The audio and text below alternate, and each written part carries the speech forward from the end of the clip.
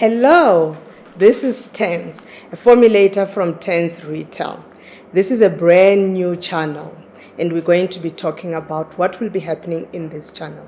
But before we do so, hit the subscribe button and the notification so that you don't get to miss anything that Tens has to say. Now let's look at why am I revealing myself today. I am a bit nervous about revealing myself and what I do, but I've decided that it is time. Tens is a formulator, and her story began in 2020 when she decided that during COVID times she was going to look at something to do to boost her income. I was unemployed and things were not looking good in terms of COVID and when it's going to be fine for us to interact with one another. So one day my son walks into my room. I was watching Netflix and he says to me, "Mommy, can you just do a premium channel for us?" And I was annoyed because I thought YouTube is for silly stuff. Then I said to him, "No, I'm not gonna do it." And he walked out and he said, "You just don't understand." And the truth was, I didn't understand. And that's when a whole new world was opened to me. I created an account and I started watching some videos. And to my surprise, I found videos that were very informative, videos that I started to binge watching. But where I was binge watching was more on the cosmetic side. And I thought, making soap is easy. 2-3 ingredients, voila, I've got soap and I can make my own business. But it wasn't that easy. So I started watching a lot of cosmetic channels, subscribing to a lot of different people and realizing some did not have very good content, some had very educative content. So what then came into my mind was, why don't I start a business? And this business was focused on me opening my own brand. But a challenge came. What am I gonna call my brand? And I remembered when I entered the pharmaceutical industry, there was a lady called Pindi. She's still my friend today. She insisted on calling me Tens. And I never liked it actually. But I decided to keep it. And that day, I said, Tens will do well. It's a nice brand, talks to me, and I decided there that Tens is going to be my brand name. You can see here, it's Tens.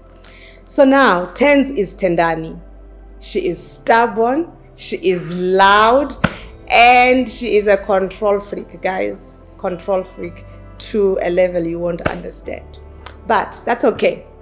I'm learning to deal with it. You know your weaknesses and your strengths, and that is the one that is a bit bad for me. So now when I thought of starting this business, it was easier because I was in the pharmaceutical industry or in the corporate world for about 19 years. And I understood what the building blocks of opening a business were. But let me tell you something, the experience and all the knowledge that you've gathered from your MBA or whatever, it didn't really work out well because it's all about experimenting. It's all about trying out new things. And that is when I realized that I just have to go in it and do it. So where did I start? A lip balm in my kitchen that I made. 5 minutes, lip balm was done, set, and I then gave it to my cousin.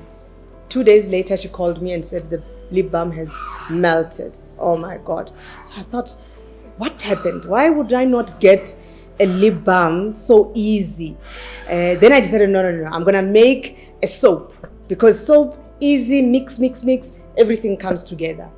I mixed and a volcanic explosion came out. Then I said to myself, no soaps anymore. Thought body butter was easy, melt, whip, then you've got a body butter. Yeah, no, it proved to be very difficult. like seriously difficult. My first body butter was hard as a stone, and it was never going to melt, but nobody was going to use it. I decided that it's time for me to do the right thing. I needed to study, I needed to research, I needed to do a lot before I could make products. And that's when I came across a school called Formula Botanica. And I fell in love with it. One, their brand is green, I'm green. But over and above that, when I read more about their school, their accreditation, I felt like I was in a safe place. Cost was an issue. And remember, I'm unemployed. It's COVID. I don't know when all this is going to end. And I started speaking to my partner, your other half, and tried very hard to convince him to pay for my fees. And he says, no, I think you should pay half and I'll pay half. And indeed, I registered. This was 2020 in May when I registered for my qualification as a formulator. It was exciting. It was a big issue for me. Instead of binge watching, I was watching my online classes. I was experimenting and I was getting things right. And it built my confidence. It built the fact that I want to do this thing and I'm doing it right. Guys, it's easy to make a toner. But when I made a toner that had the right pH, the right color, I felt like I was on heaven, cloud 9. So I realized that the more I get into it, the more I study, it is becoming something that I really love. And guess what? My first diploma needed 1 year. I finished it in 3 months. I swear to God, 3 months I was done. And I got my graduation badge and I was like, I'm going for the advanced one. Went for the advanced one. That one took me a little bit of time because now I could make products and I wanted to study more so that I can become a very good formulator. So what then after I had understood how to make these products? COVID was starting to be relaxed. The levels were at level 3 and I decided, let me make products and go and sell at the farmer's market. And that's where really the journey began. Started selling my product at the farmer's market in Modderfontein. I was selling a few, started with a big range, like I didn't know what to sell and what not to sell. So I started with everything.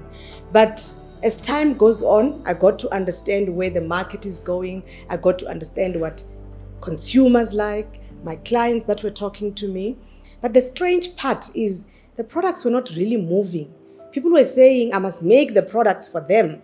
And I was like, no, but I'm not ready for that. And in actual fact, not that I was not ready. I didn't want to manufacture. It was never part of my strategy. My strategy was to have a big brand, sell my products, and be successful. And one day I decided that let me post some stuff on Facebook, and I did, and people liked it, and they started asking me, can you make this for me? Can you make this for me? And my first client ordered 125 kg of foaming base. Guys, that was like a gold mine. But I had one slow cooker and I needed to make 125. So yeah, that was a baptism like on fire.